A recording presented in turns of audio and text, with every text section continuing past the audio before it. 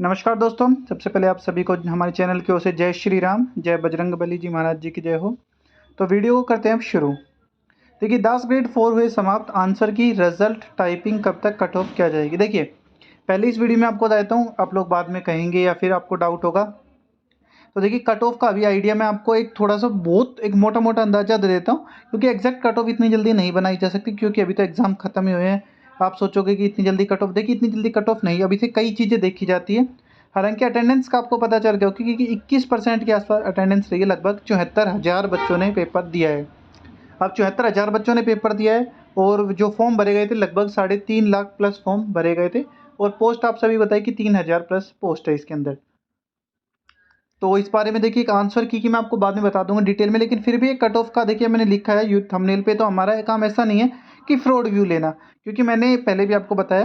तो देखिए cut off का एक मोटा मोटा अंदाजा दे देता हूँ मैं आपको, कि पहले भी मैंने आपको बताया था कि सेफ स्कोर अगर किसी भी कैटेगरी में ना, सेफ स्कोर 150 अगर आप कहना, तो कोई भी, मैं कह रहा हूँ कोई भी यूट्यूबर हो चाहे जो ये कहते कि नहीं तो इससे 180 जाएगी 170 जाएगी, मैं बता रहा हूँ कुछ भी नहीं। अगर 150 आपके रो स्कोर बन रहे हैं ना, 145 प्लस भी, मैं कह रहा हूँ बिल्कुल 145 प्लस भी अगर आपके रो स्कोर है ना किसी भी कैटेगरी में, आपका सिलेक्शन है, कोई दिक्कत वाली बात नहीं है।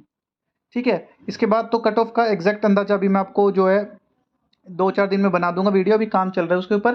देखिए ऐसे ही नहीं कुछ भी बना दी वीडियो कि यहाँ 140 कह दिया, 145 बाद में कह देंगे हाँ हमने तो यही कहा था, ऐसा नहीं है। सिर्फ एक अंदाजा दिया है अभी आपको, सारी कैटेगरी वाइज पूरी कट ऑफ की डिटेल बनाएंगे। देखिए उसके बाद एक जो मैं आपको बता, एक हम पोल भी डाल देंगे अभी, जिसके अंदर आप एक बार आप कमेंट कर सकते हैं या पोल कर सकते हैं कि आपके कितने से कितने नंबर बन रहे हैं। इसके बाद देखिए 10 ग्रेड जो 4 के अब एग्ज़ाम एंड हो चुका है, मतलब ख़त्म हो चुके हैं। अब बच्चों का ये डाउट है कि सर आंसर की इसकी कब तक आ जाएगी, इसका रिजल्ट कब तक आएगा और टाइपिंग का टाइम कितने दिन तक, मतलब कब तक मिलेगा। तो मैं आपको बता देता हूँ, देखिए रिजल्ट में तो अभी तो देखिए टाइम ही है, उसकी तो अभी आप बात छोड़ ही दीजिए। आंसर की बात करते हैं।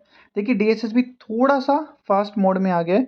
हालांकि जो मई के अंदर पेपर होते हैं, जून जुलाई के अंदर अगस्त के अंदर, उनकी भी आंसर की ज़्यादा दिन नहीं, एक एक हफ्ते, जैसे मान लो 31 तारीख को एग्ज़ाम ओवर हुए हैं, तो उनकी आंसर की 7 दिन बाद 10 दिन बाद ऐसे डाल दी थी, मतलब विद इन अ वीक उन्होंने आंसर की डाल दी थी।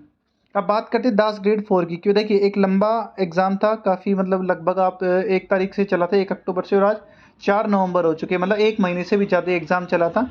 और 74,000 बच्चों ने जो इसको अपीयर हुए थे। तो देखिए डीएसएसबी की हम ओर से देखें तो सबसे बड़ा एग्ज़ाम था, क्योंकि इससे ज़्यादा किसी में बच्चे अपीयर नहीं होते, क्योंकि आपको पता है वैकेंसी ज़्यादा है, कॉमन एलिजिबिलिटी है, 12th बेस पे भर सकते हैं, स्टेनो वाले स्टेनो के बेस पे भर सकते हैं। तो ये तो देखिए आपको बताया, तो इसके आंसर की आपको विद इन अ वीक देखने को मिल सकती है, पूरी पूरी उम्मीद है। आज 4 तारीख है, तो आपको हो सकता है 11-12, मतलब आप 15 तारीख तक मान के चलिए कि आपकी आंसर की आ जाएगी। हालांकि आंसर की का कोई ज़्यादा फ़ायदा मैं मानता नहीं हूँ, क्योंकि उसमें वो आंसर नहीं बताए जाएंगे जो आपने टिक किए हैं। सिर्फ इसमें क्वेश्चन आएंगे और उसका सही जो आंसर होगा ना, वो आपको बता देंगे कि इसका सेकंड सही आता है, इसका थर्ड सही आता है, लेकिन वो आंसर नहीं बताएंगे आपकी रिस्पॉन्स शीट कि आपने इसमें से कौन सा टिक किया था।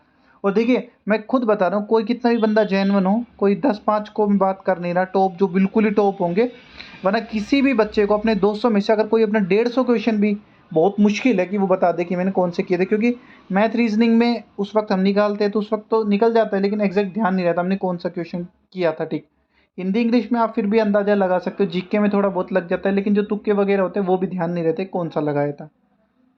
क्योंकि जिन बच्चों का देखिए आज एग्ज़ाम या फिर 1-2 दिन पहले हो, वो तो फिर भी थोड़ा बहुत ध्यान रह सकता है, लेकिन जो उससे पहले था उनका 1 अक्टूबर के, 7 अक्टूबर के आसपास, 6 अक्टूबर, उनका तो देखिए बहुत मुश्किल है। और इस बीच में जो और एग्ज़ाम भी हुए थे, जैसे फार्मासिस्ट वगैरह पोस्ट के लिए भी एग्ज़ाम हुआ था, उसकी भी आंसर की आपको विद इन अ वीक देखने को मिल जाएगी। इसके बाद इसकी जो रिज़ल्ट और टाइपिंग की बात करें, तो देखिए इसका जो पहले आएगा रिज़ल्ट टाइपिंग के, मतलब कौन-कौन बच्चे सेलेक्ट हुए हैं टाइपिंग के लिए। तो टाइपिंग की कट ऑफ तो वैसे ही बहुत कम जाती है। तो आप लोग टाइपिंग की जिसके भी अब लग रहे हैं कि हाँ सर मेरा हो सकता है, आप टाइपिंग के लिए अभी से तैयारी में अपने लग जाइए। साथ में रिज़ल्ट में आप मान के चलिए 4 महीने, तो कम से कम 4 महीने, तो आप 3 से 4 महीने तो कहीं नहीं गए, 3 से 4 महीने लग जाएँगे। इसके बाद टाइपिंग होगी, उसके बाद फिर आपका रिज़ल्ट आएगा ई-डोज़ियर के लिए, और फिर उसके बाद एक फाइनल रिज़ल्ट आएगा, जिसमें मतलब वो आ जाएगा कि हाँ इन बच्चों का सिलेक्शन हुआ है। वो तो देखिए बहुत बाद की बात है, जितना आपको जल्दी लग रहा है ये काम उतना जल्दी होगा नहीं, टाइम लगता है, लेकिन फिर भी डीएसएसबी थोड़े से जल्दी मोड में लग रही, क्योंकि जेल वार्डन का आपको पता है, जेल वार्डन का भी फॉर्म भरवाए थे और अभी एग्ज़ाम भी ले लिया, तो हो सकता है थोड़ा सा जल्दी कर दे। हालांकि दिसंबर जनवरी में मेरे को लग नहीं रहा एग्ज़ाम लेंगी, क्योंकि 15 दिसंबर तक एग्ज़ाम है, उसके बाद का कैलेंडर अभी आया नहीं है। मे बी नहीं होते, क्योंकि डीएसएसबी एग्ज़ाम नहीं कराती अपनी दिसंबर जनवरी में, लेकिन अब की बार दिसंबर तक 15 तक तो उन्होंने करवाए हैं। तो देखते हैं कब होता है, लेकिन फिर भी मैं आपको बताया आंसर की विद इन अ वीक या 15 तक आपको देखने को मिलेगी। रिजल्ट में 3-4 महीने लगेंगे, उसके बाद आपकी टाइपिंग होगी। तो वैसे तो रिजल्ट आएगा, लेकिन मैं आपको फिर बता रहा हूँ अभी, ये मत सोचना कि मैंने 4 महीने कह दिए तो 4 महीने बाद ही आएगा। हो सकता है आपकी डीएसएसबी जल्दी कर दे, 2 महीने में ही निकाल दे, लेकिन जो आपको मैं बता रहा हूँ 3 से 4 महीने लगते हैं। लेकिन आज से ही आप अपनी टाइपिंग में दिल लगा के लग जाइए, वरना अगर टाइपिंग में बाहर हो गए, चाहे आपके कितने भी अच्छे नंबर हो, आपका सिलेक्शन होना मुश्किल हो जाएगा। क्यों? क्योंकि देखिए कुछ ही पोस्ट ऐसी है जिसमें बिना टाइपिंग आपका सिलेक्शन हो सकता है, वरना आपके लिए टाइपिंग बहुत ज़रूरी है। पिछली बार भी बहुत ज़्यादा बच्चे टाइपिंग में बाहर हो गए थे, तो कम नंबर वालों का भी सिलेक्शन हो सकता है। तो अपनी लग जाइए टाइपिंग में, भगवान का नाम लेके। इसी के साथ जय श्री राम, जय बजरंग बली। फिर मिलते हैं, धन्यवाद।